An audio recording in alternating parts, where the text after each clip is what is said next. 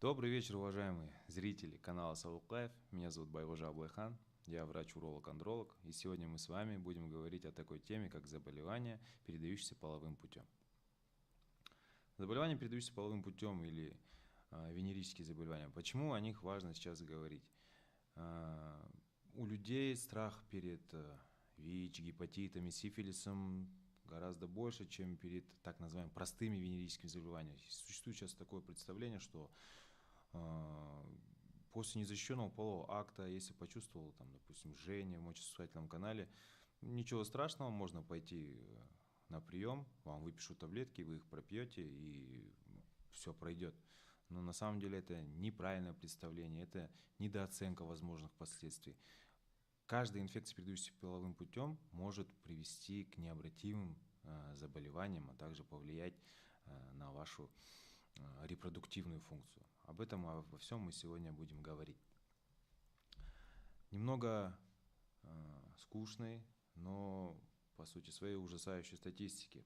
Каждый день в мире происходит более 1 миллиона случаев заражения излечимыми инфекциями, так называемыми ИППП, большинство из которых протекает бессимптомно, то есть вы даже можете не знать, что вы являетесь носителем этой инфекции. Согласно оценкам, в 2020 году произошло 374 миллиона новых случаев заражения людей в возрасте от 15 до 49 лет одной из 4 излечимых ИППП. Это хламидиозом, гонореей, сифилисом и трихомониазом. В 2022 году в мире заразились, по оценкам, 8 миллионов взрослых, опять же в возрасте от 15 до 49 лет. Количество лиц с генитальной инфекцией вируса простого герпеса оценивается на уровне свыше 500 миллионов человек.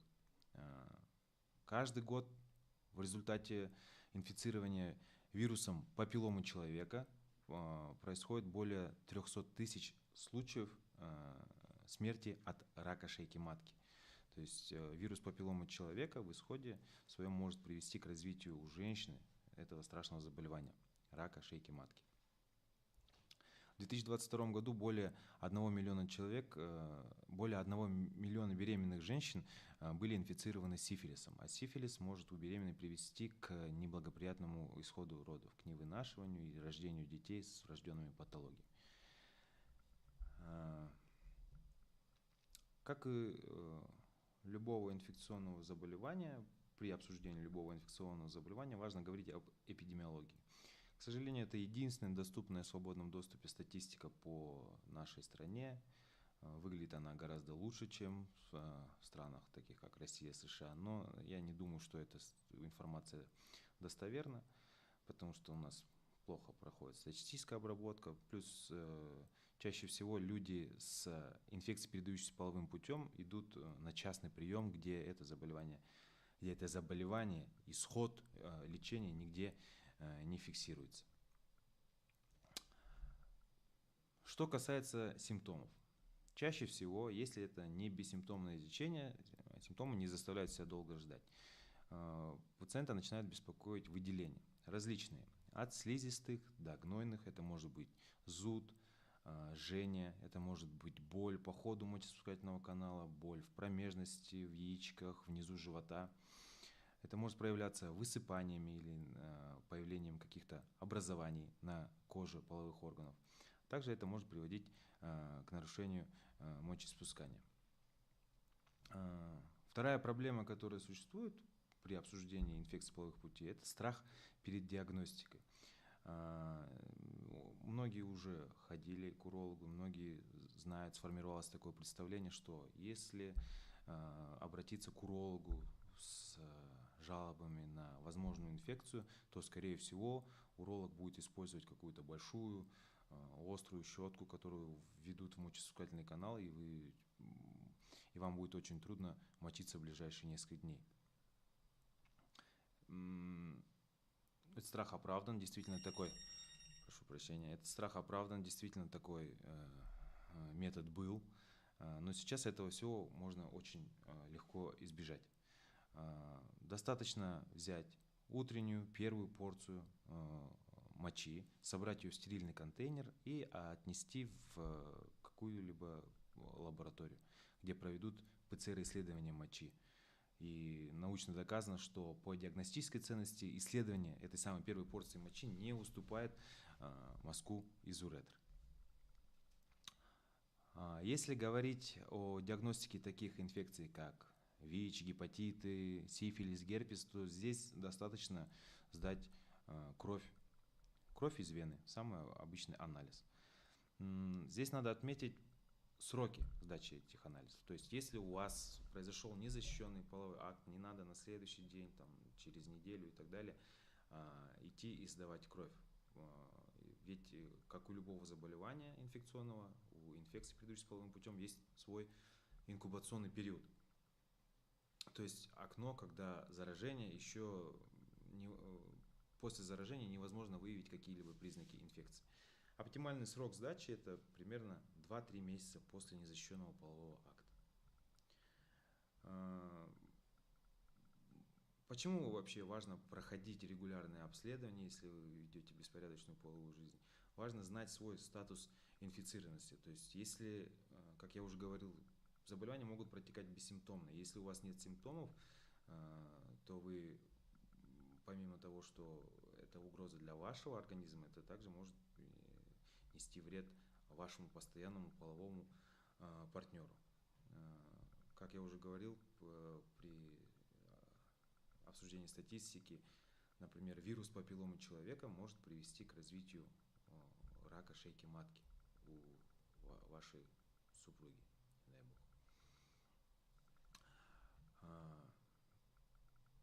Заболевание, передающееся половым путем, вы видите на данном слайде.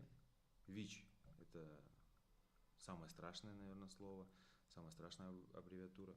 ВИЧ означает вирус иммунодефицита человека. Вирус, который приводит в своем исходе к СПИД. СПИД расшифровывается как синдром приобретенного иммунодефицита человека. То есть СПИД – это такое состояние, при котором организм не может дать нормальный иммунный ответ на самую банальную какую-то простудную даже инфекцию и не сможет защитить вас от обычной пневмонии. Поэтому здесь правильно говорить, что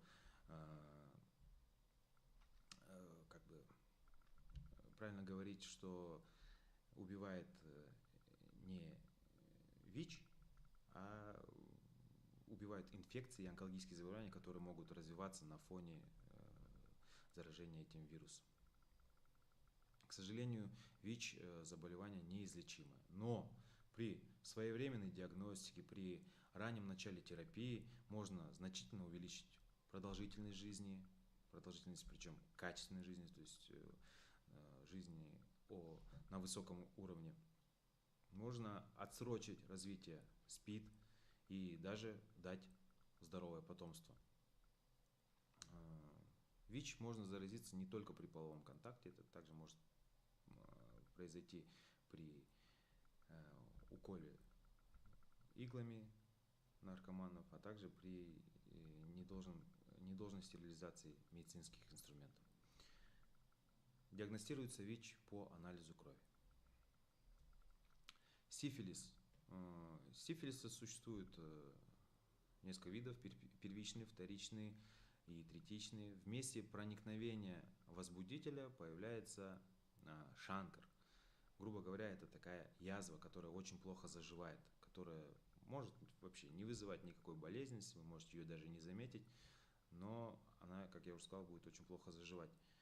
Возбудитель сифилиса очень контагиозный, то есть от него можно заразиться даже при использовании общего полотенца.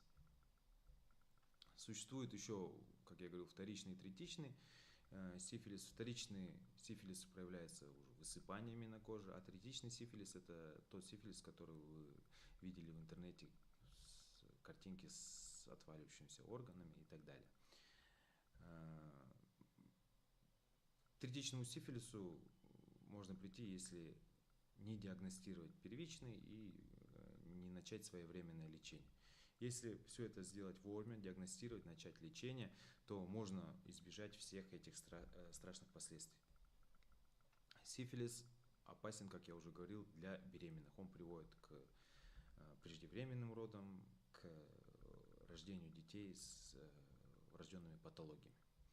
Диагностика также анализ крови. Вирусные гепатиты А, Б и С опасны тем, что в своем исходе приводят к циррозу печени, а затем и к раку печени.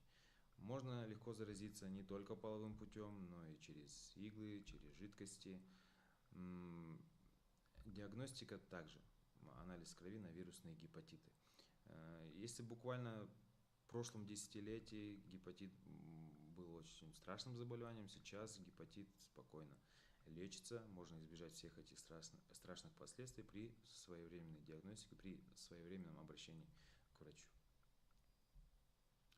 Гонорея – заболевание, которое вызывается гонококком. Диагностика очень проста, то есть даже не надо будет вам думать, есть ли она у вас или нет. Гонорея всегда даст о себе знать. Она проявляется гнойными выделениями из мочеиспускательного канала. Гнойные выделения выглядят очень мутными, зеленоватыми, такими, зеленоватый оттенок жидкостью. Если у вас появились такие симптомы, надо сдать анализ, обратиться к урологу-андрологу и своевременно начать лечение. Диагностика здесь ПЦР-исследование, исследование как мазка из уретры, о котором я говорил, так и первой порции мочи. Гонорея лечится антибактериальными препаратами, антибиотиками, но при неправильном лечении гонорея может привести к такому заболеванию, как стриктура уретры. Стриктура уретры – это патологическое сужение мочеиспускательного канала, которое приводит к нарушению оттока мочи, и оно лечится, к сожалению, только хирургически. И даже при проведении каких-то больших реконструктивных операций по поводу этой структуры уретры риск рецидива остается очень высоким. Этим и опасна гонорея. Хламидиоз – тоже очень опасное заболевание. Почему опасное? Потому что очень часто протекает оно бессимптомно. Очень часто при неправильном лечении она может измениться и не выявляться при дальнейшей диагностике, но в итоге она может привести к развитию у мужчины бесплодия. Хламидиоз проявляется, если проявляется жжением, выделениями. В отличие от гонореи, здесь выделения более такие прозрачные, они не имеют специфического зеленоватого оттенка. Для диагностики хламидиоза достаточно, опять же, провести ПЦР-исследование либо мазка из уретры, либо первой порции мочи, о которой я говорил. Лечится также очень просто антибактериальными препаратами. Вы пьете антибиотик в течение какого-то времени, обычно от 7 до 14 дней, и, в принципе, на этом вся история заканчивается. Вирус папилломы человека. Я уже несколько раз говорил о том, что в исходе своем вирус папилломы человека может привести к развитию рака шейки матки у женщин.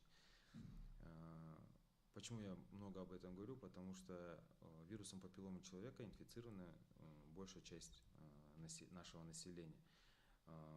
Вирус папилломы человека очень трудно излечивается, очень трудно диагностируется. Их существует несколько видов вируса этого самого. И есть два типа из них, 16 и 18, которые являются онкогенными, то есть которые приводят к развитию онкологических заболеваний, о которых я говорил. Чаще всего вирус папилломы человека, для того, чтобы снизить активность этого вируса в организме, достаточно вести здоровый образ жизни, для того, чтобы укреплять свой иммунный ответ. При этом активность, как я уже сказал, вируса папилломы человека снижается до минимума, и можно не переживать о его наличии. Уреоплазмоз. Уреоплазмоз у мужчины проявляется зудом, жжением при мочеиспускании, выделений из члена обычно нету. Уреоплазма такая, как вам сказать, спорный момент, нужно лечить ее или нет. Уреоплазма есть двух видов. Один из этих видов действительно необходимо лечить, потому что он может вызывать воспаление мочеиспускательного канала, так называемый, вызывать уретрит. Все это решается индивидуально на приеме у уролога. Диагностика уреоплазмоза – это опять же ПЦР-исследование либо мочи, либо мазка из уретры. Герпес. Герпес существует два вида. Проявляется оно высыпаниями в виде пузырьков, скорее всего, вам уже знакомы. То есть говорят же часто, что вот вылез герпес в районе губы, и точно такие же примерно образования проявляются в области половых органов. Диагностика также очень простая, это анализ крови, анализ мазка. Трихомониаз. Трихомониаз часто протекает бессимптомно, чаще всего она излечивается самостоятельно, проходит трихомониаз, как инфекция проходит сама. И симптомы могут быть, а если и будут, то обычно они не выражены. Могут быть незначительные рези при мочеиспускании, незначительные выделения. Диагностика тоже не составляет трудности, это ПЦР-исследование мочи или мазка из уретры.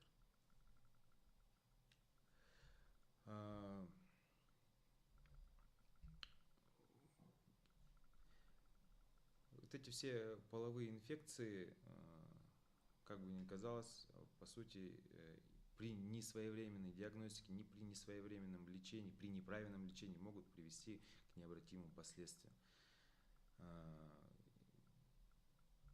при которых вам придется потом проходить, возможно, реконструктивные операции, возможно, у вас будут проблемы с зачатием, не дай бог, если сделать что-то неправильно в процессе диагностики и лечения. Поэтому, если у вас произошел незащищенный половой акт, какие действия вам следует предпринять?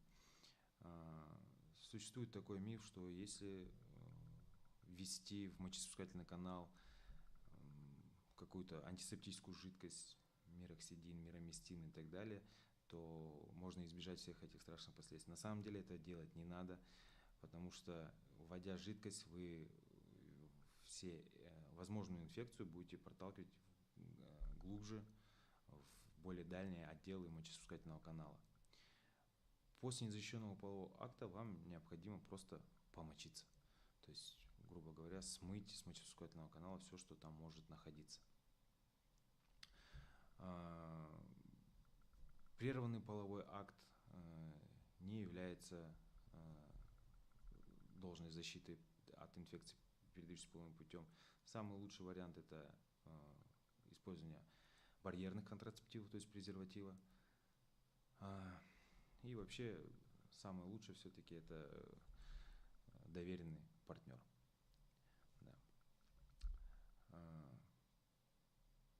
В принципе, это все, что касается инфекций, передающихся половым путем.